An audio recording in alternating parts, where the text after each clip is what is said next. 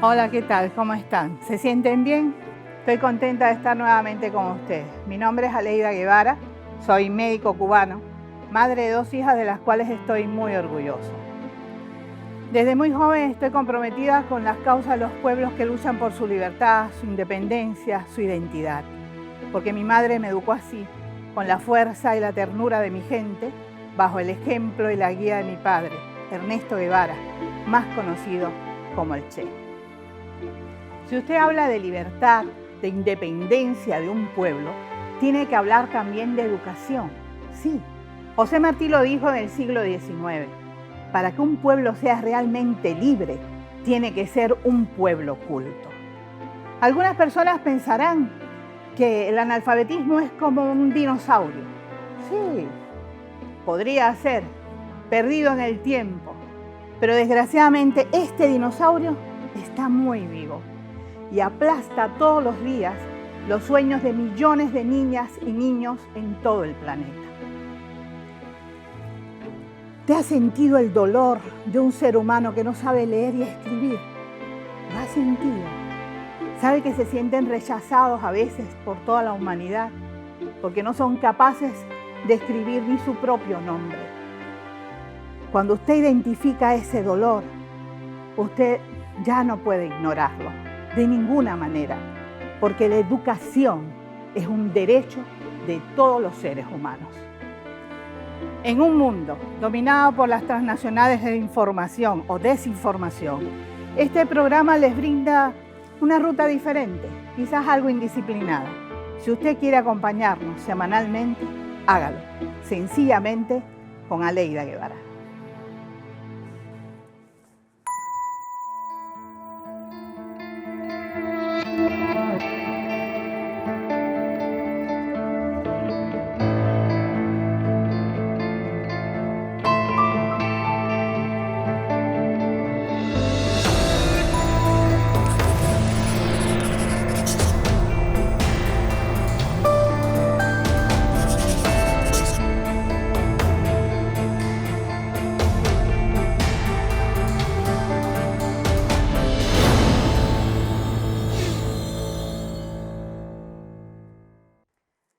Cuando uno es niño, trata por todos los medios de quedar bien con los papás, ¿verdad? A mí me pasó así también. Yo quería tener las mejores notas del mundo cuando estudiaba, para que ellos se sintieran orgullosos de mí. Pero en mi caso era especial, porque imagínense, el papá que me había tocado, yo decía, bueno, tiene que ser unas notas únicas, especiales, ¿no? Me esforzaba, hasta que un día descubrí las notas de mi papá. Eran de un niño común y corriente. Papi había tenido asma toda la infancia y en aquella época las medicinas eran muy escasas y no tan efectivas como ahora. Así que el niño se pasaba más tiempo en casa que en la escuela. Y yo creo que también por eso le bajaban las notas, ¿no? Porque casi no acudía a escuela. Una vez pude llegar a esa escuela yo. La escuela está en Córdoba, en la ciudad de Córdoba. Es el colegio Deán Funes, colegio Deán Funes. Allí, a pesar de la dictadura en Argentina que hubo en una época, ellos preservaron las notas de mi papá. Y yo pude verlas en el libro, así, en mis manos. Y fue una cosa muy bonita, de verdad, darte cuenta que tu papá era un niño normal, como otro cualquiera. Eso sí, como no podía ir a la escuela prácticamente, tomó entonces un hábito de lectura extraordinario. Mi abuelo fue quizás el responsable de ese hábito de lectura. Y ustedes saben una cosa, él me dijo, y esto siempre lo pongo entre comillas, ustedes saben que los abuelos exageran un poquito las cosas, ¿no? Pero me dijo que mi papá a los 11 años de edad ya había leído una biblioteca de 1100 libros. ¿Ustedes se imaginan eso? Me parece un poco exagerado, pero lo que sí es cierto es que a los 17 años de edad, papi comienza un diccionario filosófico. ¿Sí? Un diccionario filosófico, como les digo, con temas súper profundos, con una serie de conocimientos que habían en esas páginas extraordinarias. Así que con 17 años sí había leído muchísimos libros ya, y algo que lo caracteriza: nunca se daba por vencido. Para él siempre el conocimiento humano era infinito. Por tanto, tenía que estar todo el tiempo aprendiendo, leyendo. Fíjense que ese diccionario nunca lo logra terminar, porque con el tiempo él va agregando nuevos conceptos, nuevas cosas que va aprendiendo. Ese es mi papá.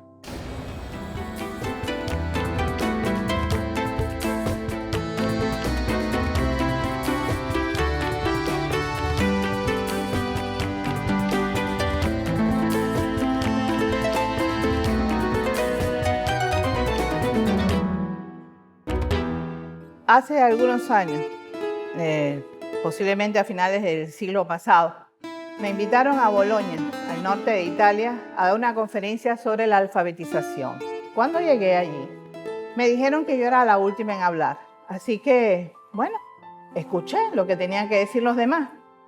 Y me fui asombrando poco a poco, de verdad. Me fui quedando como casi paralizada, porque ellos estaban hablando de la problemática que iban a tener en los próximos años por el acelerado desarrollo de la tecnología. Es decir, iba a haber un analfabetismo.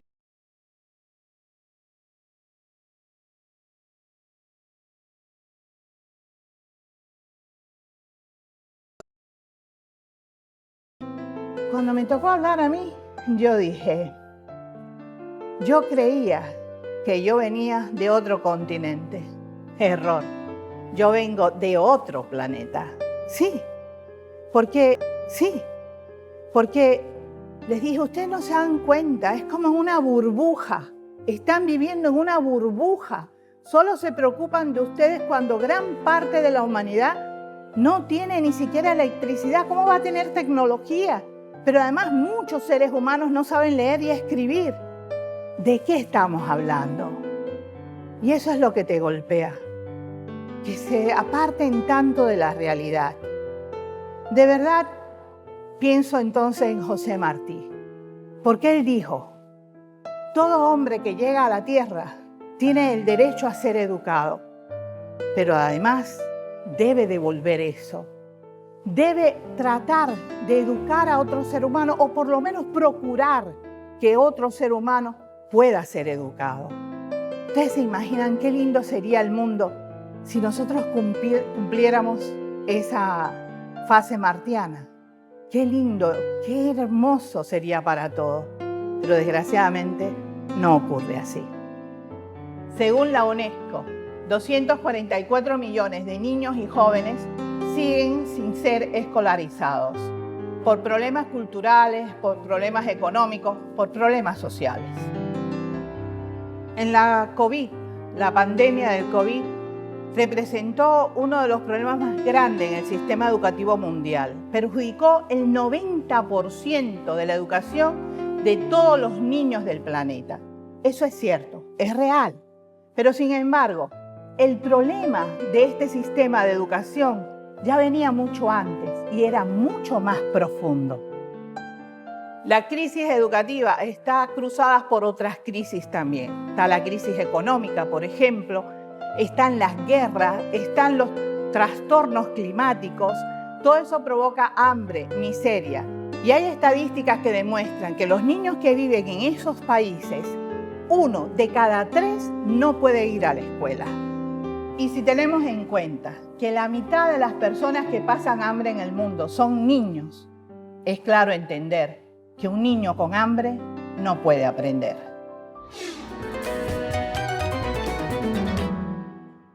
Every single person in this room knows education transforms lives, economies, and societies. But we also know we must transform education, because education is in a deep crisis. Instead of being the great enabler, education is fast becoming a great divider. Some 70% of 10-year-olds in poorer countries are unable to read a basic text. Either they are out of school or in school but barely learning. Education systems take little account of lifelong learning, and teachers are undertrained, undervalued, and underpaid. The digital divide penalizes poor students, and the education financing gap yawns wider than ever.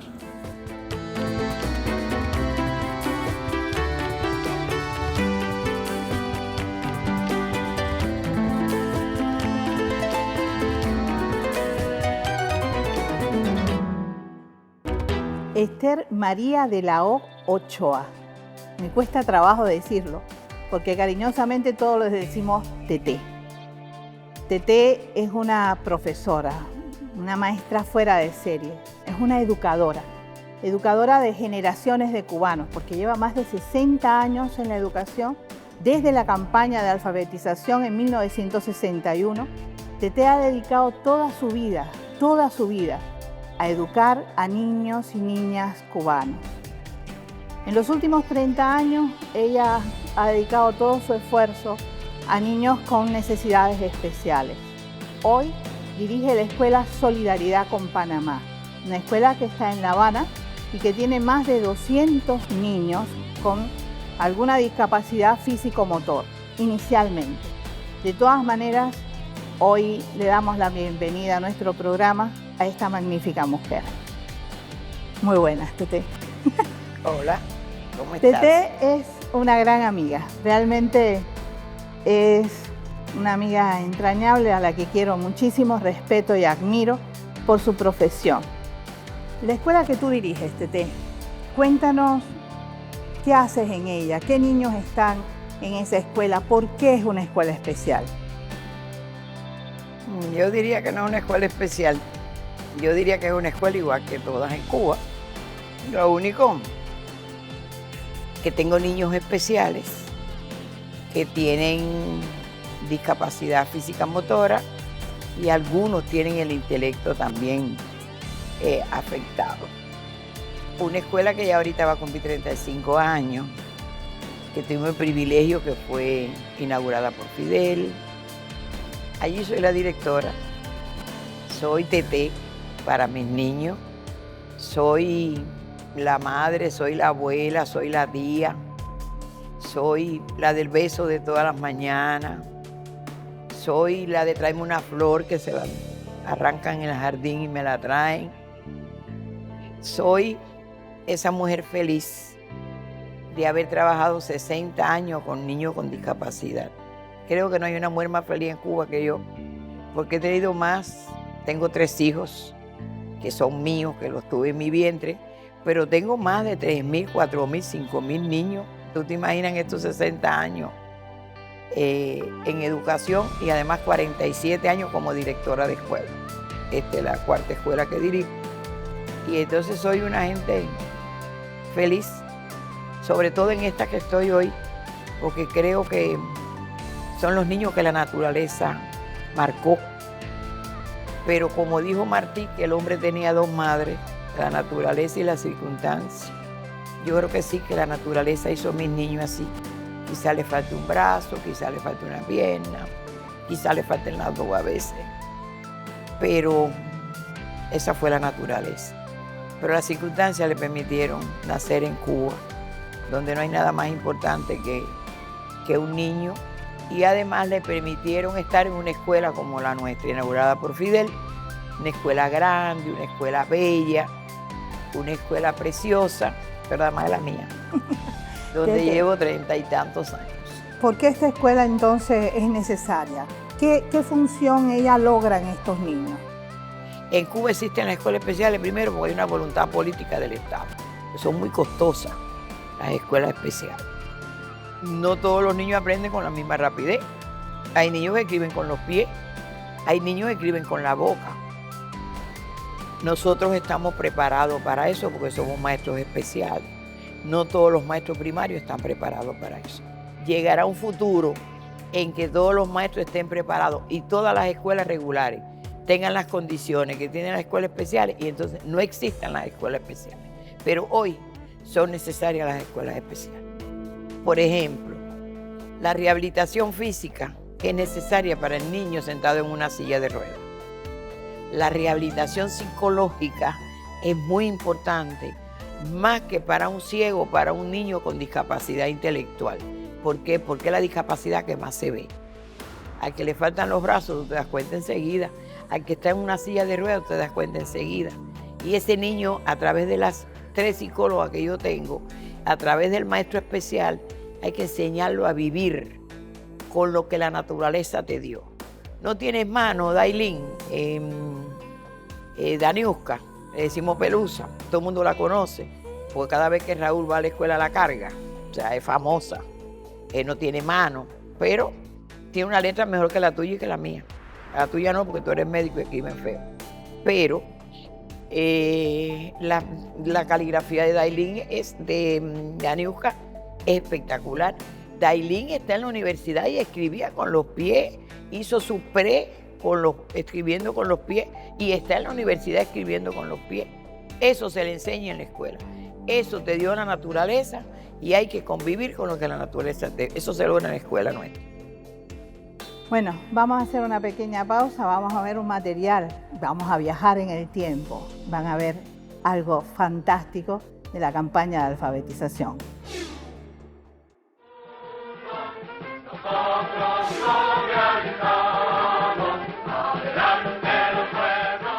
La meta fijada por la revolución va siendo alcanzada. Brigadistas y campesinos, hermanados en su devoción a la patria socialista, trabajan en la conquista de una victoria que sentará un precedente en la historia americana.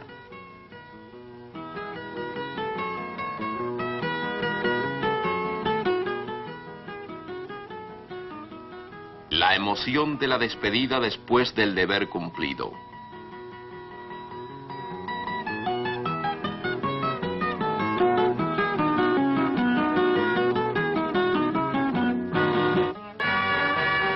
$707,000 cubanos alfabetizados por los brigadistas Conrado Benítez y Patria o Muerte proclaman la histórica victoria de nuestro pueblo.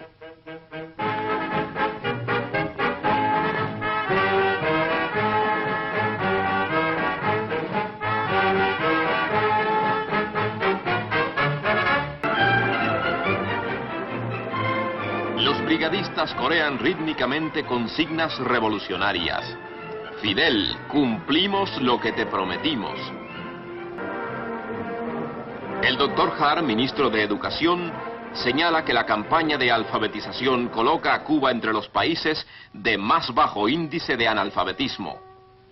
Revolución, después de haberles pedido que llevaran por valles y montañas la enseñanza, ahora les pide que se hagan técnicos, ingenieros, artistas, economistas, instructores de arte, profesores. ¡Viva nuestra juventud gloriosa, nuestra juventud heroica! ¡Vivan nuestros trabajadores revolucionarios, nuestra clase obrera que junto a la juventud supo ganar esta batalla! ¡Vivan todos los maestros, todos los trabajadores de la enseñanza! ¡Viva la revolución cubana! ¡Viva el socialismo! ¡Patria o muerte! Ya vencimos y seguiremos venciendo. Tete, vimos unas imágenes preciosas, de verdad. ¿Tú estabas ahí en ese momento? Estaba, estoy todavía. ¿Verdad, eh? Porque hay cosas que el tiempo pasa, pero no se olvida. Sobre todo me acuerdo de Fidel cuando nosotros le decíamos, Fidel, Fidel, dinos qué otra cosa tenemos que hacer. Y él nos dijo estudiar. Y entonces Fidel pidió maestros. Hizo la primera escuela de maestros en el año 63 para maestro primario, en Minas de Frío. Nos graduamos en el Pico Turquino, estuvimos en La Plata. Estuve muchos recorridos donde estuvo Eche, donde estuvo Camilo, donde estuvo Fidel. O sea, aprendimos allí de la revolución. Tete, volvemos entonces a la escuela. Bueno, fue inaugurada por Fidel, ya tú dijiste, el 31 de diciembre de 1989, justo cuando estaba la ocupación estadounidense sobre Panamá, y por eso se decide ponerle solidaridad con Panamá.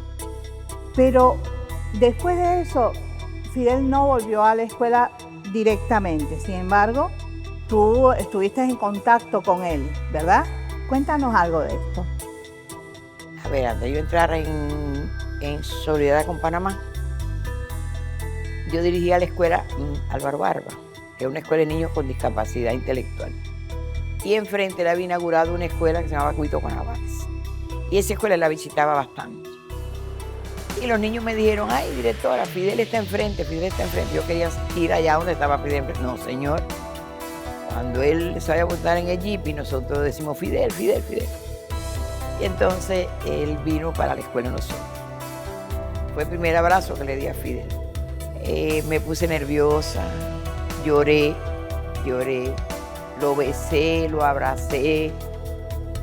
Y yo tenía un huerto precioso, lindo, lleno de hortalizas. Y habían 2 vacas que se habían introducido en el huerto. Y recuerdo que me dijo, ¿por qué esas vacas se están comiendo las hortalizas? Le dije, ay, comandante, porque miren que he pedido la cerca y todavía nadie me ha hecho caso. Al otro día apareció la cerca y se puso la cerca. Pasó el tiempo y pasó, y se cumplió un aniversario de la educación especial. Hicimos una mesa redonda. Pero cuando él terminó de hablar en la mesa redonda, fue para donde estábamos Melquiades y yo. Me echó la mano en el hombro, fue la segunda vez que lo vi, que lo besé, que lo abracé. Y me dijo, ¿te acuerdas cuando? Hacía 15 años de eso. ¿Te acuerdas cuando tú dirigías la escuela que las vacas se estaban comiendo las hortalizas? Yo digo, una persona que tiene tantas cosas en la cabeza, recordarse que las vacas se estaban comiendo las hortalizas de la escuela que yo dirigía y que ya yo estaba en Panamá. Tete, mira, esa cosa que tú nos acabas de contar, si las personas que están escuchando este programa a lo mejor no dan crédito que el presidente de un país se ocupe y se preocupe de una escuela como la tuya. ¿Qué sensación a ti te provoca eso? Puede ser que alguien se extrañe, pero nosotros no. Quien conoció a Fidel, que amó a los niños, que amó a su pueblo, ese es nuestro Fidel. No era, es nuestro Fidel y sigue siendo nuestro Fidel. Por lo tanto, puede ser que haya personas que le extrañen oír esto, pero a los cubanos. La verdad es que hablar contigo siempre es muy hermoso, porque tú le pones corazón, vida a todo lo que haces. Hemos trabajado juntas algún tiempo en la escuela. Yo de verdad me he sentido muy realizada como ser humano al aprender a tu lado la delicadeza, la entrega de todos los días a esos niños, que es difícil a veces poder enfrentar el dolor que ellos sienten, las molestias que ellos tienen, pero tú y todos tus compañeros de trabajo de verdad son para mí héroes del trabajo. Y en este momento tengo que decir que tú eres heroína del trabajo de Cuba, de la República de Cuba, y eso es para mí de verdad algo hermoso, porque simplemente se te ha dado lo que mereces. Eres una heroína que ha formado hombres y mujeres en este país, que has dedicado los mejores años de tu vida a darle amor a otra gente y sobre todo a los niños. Por eso, Tete, es un orgullo extraordinario para nosotros tenerte aquí hoy con nosotros, de verdad. Aliucha, tú sabes que nosotros tenemos muchos amigos.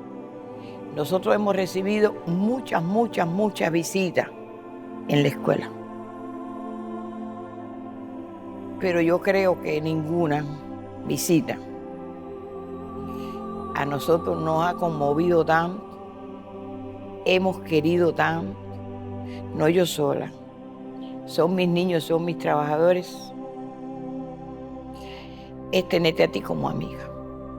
Pero sobre todo cuando has hablado con mis niños, que has ido allí unas cuantas veces a conversar con ellos y los has hecho llorar de tus anécdotas, de tu dulzura, de tu bondad, de esa herencia de tu papá, que también lo recordamos. Yo tuve ese placer de conocerlo, de darle la mano, de verlo con su boina, aún era el Che, todavía no era. la persona que cayó allá en Bolivia, Ereche. Así que yo pienso que sí, que yo soy héroe del trabajo, no trabajé nunca para eso. Yo soy una persona, Martí dijo una vez, que la patria no le debe nada a sus hijos, que sus hijos se lo deben todo a la patria. Yo nací en hamacas, siempre lo he dicho. No nací en hospitales, soy de allá de la Sierra Maestra, nunca he negado al contrario, nunca he negado mis inicios. Yo soy un fruto de la revolución, yo soy un fruto de Fidel. Yo nací en tal año, no lo digo para que no sepan mi edad, pero yo nací con la revolución. En el año 59, cuando triunfó Fidel, aparecí yo. Y por eso me he dedicado por entero a los más vulnerables, a los que más necesitan. He llorado, he sufrido, pero también he sido una persona muy feliz. He sido una persona muy dichosa de haber dedicado 60 años a los más vulnerables, a los que más necesitan.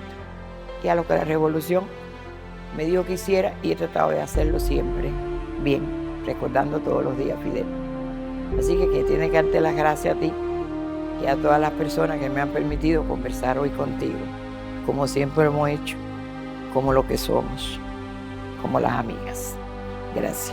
Gracias a ti, Tete. Muchas gracias.